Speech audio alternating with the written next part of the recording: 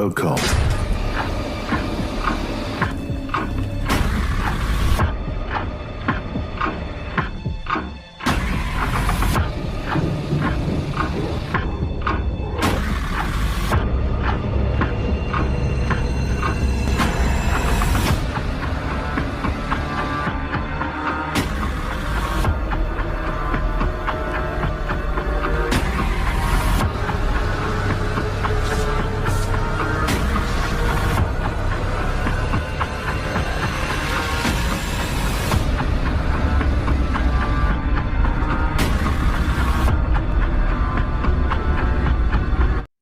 अस्सलाम वालेकुम। मेरा नाम बलाश खान है और उम्मीद करता हूँ आप सब ठीक होंगे और ऐसे अल्लाह ताला आप सबको सेहतयाब ज़िंदगी अता फरमाए, खुश रखे और किसी का मोहताज ना बनाए।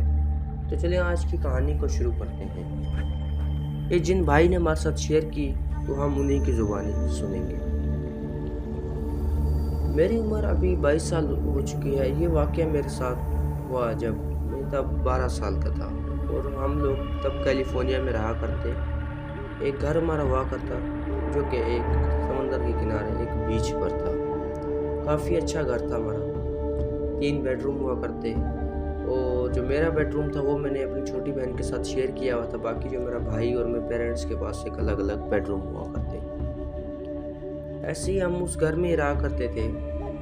शुरू में काफ़ी हमारा अच्छा वहाँ पर गुजरा, दिन वगैरह में काफ़ी मतलब कि अच्छे दिन हमारे गुजरे वहाँ पर। आगे जाकर कुछ ऐसा हुआ कि हमें वो घर छोड़ना पड़ गया।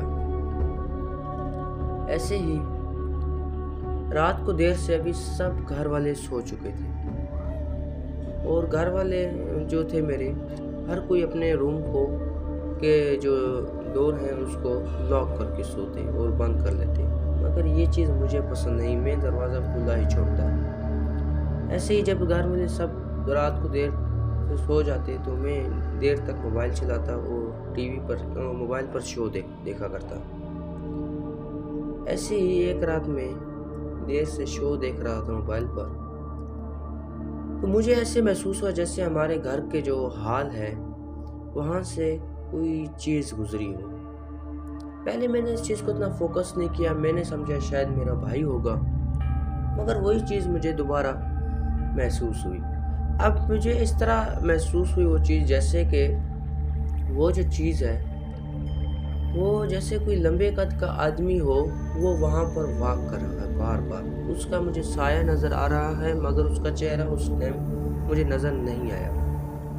काफ़ी अजीब चीज़ थी। मैंने 1-2 बार फिर से वही चीज़ महसूस की। मैं उस टाइम काफ़ी डर सा गया और मैं जल्दी से मोबाइल को बंद किया और मैं उसी टाइम सो गया।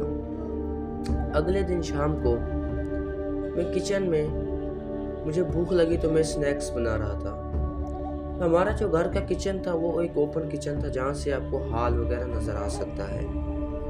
ऐसे ही मैंने हॉल में उसी शख्स का साया महसूस किया।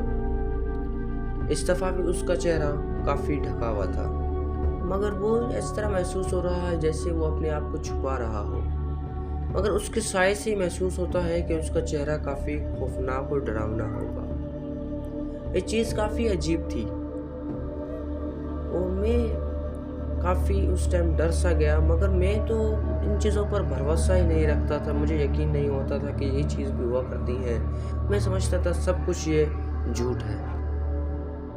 ऐसे ही मैंने सोचा कि एक रात में इस चीज़ को देखूंगा, ये वाकई में है क्या।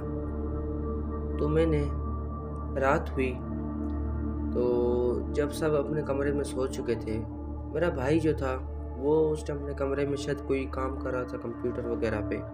उसके दरवाजे जो कमरे का वो हल्का सा खुला हुआ जिसकी रोशनी हाल में आ रही थी और मेरे कमरे की जानिब भी। मैं ऐसे ही मैंने सोने का बहाना किया, मगर थोड़ी देर तक जब मेरी आंख लगी तो मेरे अचानक से किसी वजह से मेरी आंख खुल चुकी थी और मैंने उसी आदमी को अपने कमरे में देखा कि वही आदमी मेरे कमरे में उसका साया नज़र आ रहा है। अभी इस तरह महसूस हो रहा है जैसे बिल्कुल मेरे करीब हो। वो ऐसे ही अपना चेहरा बार बार छुपा रहा है। ये चीज़ मुझे काफ़ी अजीब लगी। अब मेरी इतनी हिम्मत नहीं हो पा रही कि मैं उसके करीब जाकर देखूं है क्या। पर थोड़ी देर ही गुजरी, मैंने उसी आदमी को देखा कि वो मेरी तरफ अचानक से उसने अपनी गर्दन घुमा ली और मुझे बार बार गौर से देख रहा है। वो मंजर इतना भयानक था, आज भी मैं याद करता हूँ तो मेरी रूह ही कांप जाती है। वो मेरी तरफ बार बार गौर से देख रहा हो। अभी मैंने कोशिश की कि अपने लैंप को ऑन करने की, मगर इतनी हिम्मत ही नहीं हो पाई और मैंने जल्दी से सो गया। जब मैं सोकर उठा, सुबह हुई और मैंने यही वाकया अपने घर वालों के साथ भी शेयर किया, मगर किसी ने इस बात पर यकीन नहीं किया। मगर कुछ दिनों के बाद यही चीज़ बार बार सबके साथ होने लगी, हर किसी को नज़र आने लगा यही आदमी। तो फाइनली हमने वो घर भी छोड़ दिया। उम्मीद करता हूँ आपको ये पसंद आया होगा। तो ऐसे ही हमारी यही कहानियाँ वगैरह सुनने के लिए हमारे चैनल को काइंडली सब्सक्राइब करें और बेल नोटिफिकेशन को ऑन करें।